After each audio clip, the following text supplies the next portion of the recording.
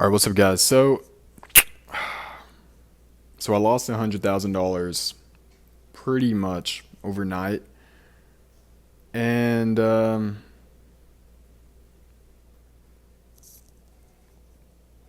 get some water. I'm not gonna lie, I'm kind of nervous to record. Like, I need to focus on my breathing whenever I record. I don't know why. So yeah, basically you click this video and you're like, okay, how do you even have $100,000 in your bank account? Number one, by me losing $100,000, I meant a business that makes 10K per month. And some of you guys probably relate.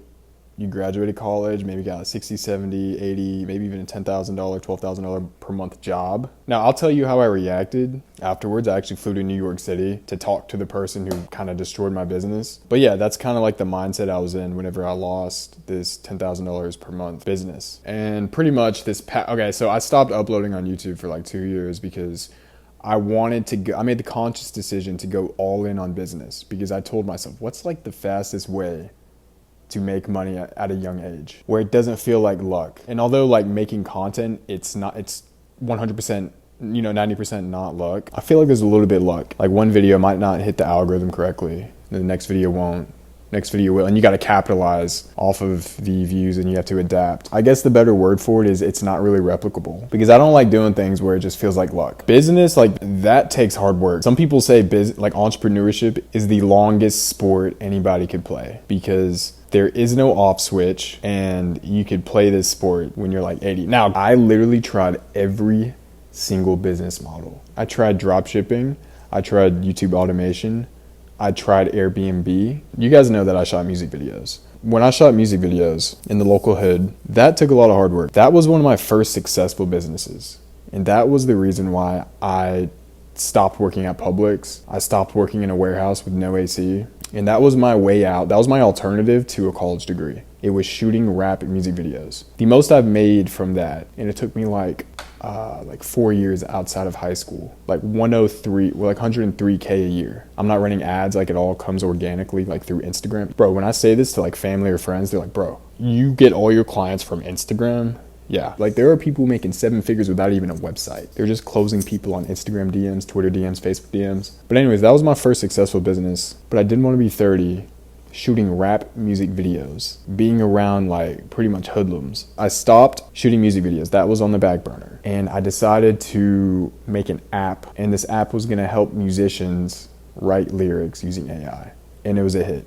I posted TikToks about it with like an AI voice talking about the app. I made viral content. I'm like, did this artist use this app, to write his lyrics? Does he have a ghostwriter? Is this app his ghostwriter? It was controversial marketing, but sometimes you have to do that. Got 1 million views, and then I got my first couple hundred customers. So anyways, if you get 100 customers that's paying $10 a month, that's $1,000 per month. Now you could raise your prices to be $20 per month and it could be $2,000. Or if you're in the right industry, if you're like in a finance industry, you could charge like $100 per month or $50 per month for like an app that helps people like invest their money. The most I could charge was about like at max, like $36 per month. I posted this TikTok.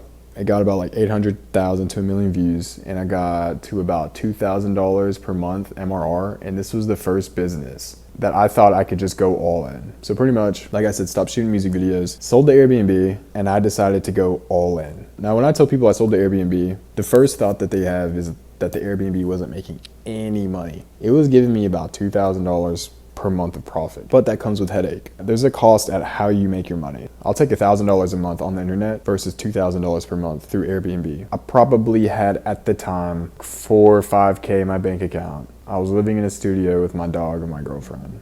It was like a 400 square foot studio. This is not a studio. I literally just moved in here about 4 months ago. So I didn't have an Airbnb giving me money every month. I stopped shooting music videos to go all in on the app, and my app got shut down by a payment processor. But if you guys aren't business savvy, PayPal is a payment processor. So yeah, this payment processor is called Stripe, Whenever you guys subscribe to like any service online, it's most likely through Stripe. So Stripe's basically a different PayPal. Stripe shut down my business. They said, hey, we're taking all your customers. So you have your website, right? And then you have a website where you can view all your customers and how much they pay and whatnot. Pretty much Stripe said, you know, where all your customers are stored and where they're paying and the recurring revenue you're getting every month, which at the time, I think I just hit 11K. They took that away. And all I was left with was like my site with no payment processor. Why did they take it away? They took it away because I broke terms of service. I broke a terms of service where I helped artists not only write lyrics using AI, I helped artists grow using automation, and I was selling a video course on how to do that. That's against the terms of service. That's quote unquote a high risk business to Stripe, and they'll shut down anybody who's a high risk business. Gambling's a high risk business. Anything crypto related is a high risk business. I don't know why that's against the terms of service. I'm assuming it's because these social media platforms are in bed with the payment processors. Anything that deviates from regular consumers paying for ads, they don't want in the picture. So, you know, if the average person figures out, you know, how to gain like an extra 2,000 to 3,000 followers a month, platforms aren't gonna like that because they're not spending money on ads. This is the same method I used to grow my music video account, right? We plug it into a robot, it engages with people locally, but it wasn't me engaging, it was like this robot. But yeah, there's a quote by Marcus Aurelius. It's the impediment to action advances action. What stands in the way becomes the way. So what that basically means is whenever you're faced with a problem, that's probably the way to like scale your business. It took basically a year to get to 10K per month, and Stripe just took it away, guys. And you're probably thinking like, you were probably devastated. I genuinely wasn't. It was pretty much a slow breakup. Whenever Stripe shuts you down, they'll like allow you to email them back saying, hey, can you re-open my account? I think this was a mistake. Pretty much, bro, a month straight of just emailing back and forth. I even flew to New York City to talk to somebody real at Stripe, which is pretty much unheard of, guys. After a month of like emailing back and forth, asking to open my account back up, I kind of accepted my fate. And it was probably about 12 hours, not even a day, of just me being sad. Like I wake up 8 a.m., probably like 10 a.m. because, you know, whenever you're sad, you just sit in bed, but your eyes are closed and you're just unmotivated. Your dopamine is at an all-time low. Probably woke up at 8 a.m., stayed in bed for 2 hours, 10 a.m. Probably around 5 p.m., the sadness stopped, and then I just like switched on the growth mindset. So whenever I lost that business, I was making 10K per month, realistically 120K per year. First thing I thought was, okay, this is where the adaptability and the growth mindset comes in. And this is where that quote that I mentioned, which is the impediment to action advances action. What stands in the way becomes the way. Virality is a bit luck. So I got my first couple $1,000s of recurring revenue with my app through virality, right? Through on TikTok. So I had to tell myself, what is a way for me to get customers coming in through my app? Because I'm starting at $0. That's consistent and doesn't rely on being viral. So I paid a YouTuber $400. He helped rappers write music, super niche guy, but he charged $400, got about 2,000 views a video. And the day he mentioned my app, like bro, my phone was going like cha-ching, cha-ching. That's pretty much how I hit like my first like $500 MRR. Right, so now I'm not at zero, I'm at making $500 a month. So I basically broke even with this influencer. Paid him again, got to about $800 a month. And then I saw that like you could keep paying these influencers, but eventually their audience is gonna be accustomed and warmed up to what they're promoting. So then I had to adjust and adapt again. I didn't just give up. So then I was thinking, what are some other ways I can make money or get customers coming into my app without going viral or without paying influencers? And I was thinking, okay, maybe like paying for Google ads. So I paid money to Google. So now whenever someone searches up like a term, my link was the first one. It says sponsored on Google.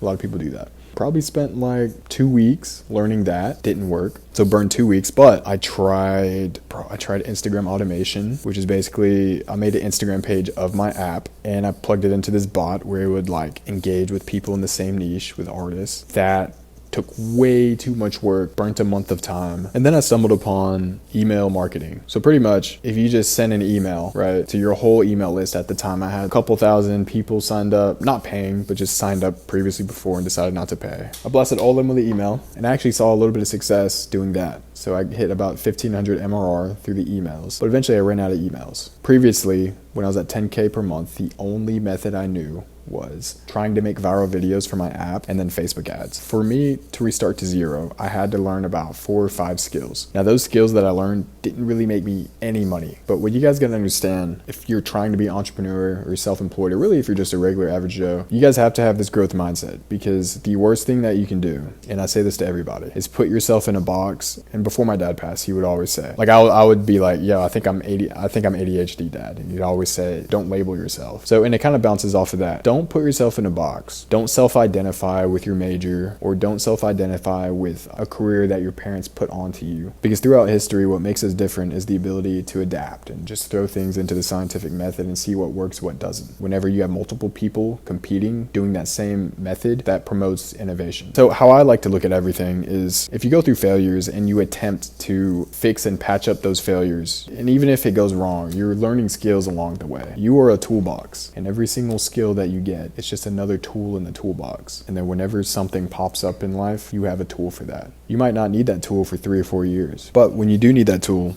you'll pretty much be super grateful. Bro, my knee's hurting.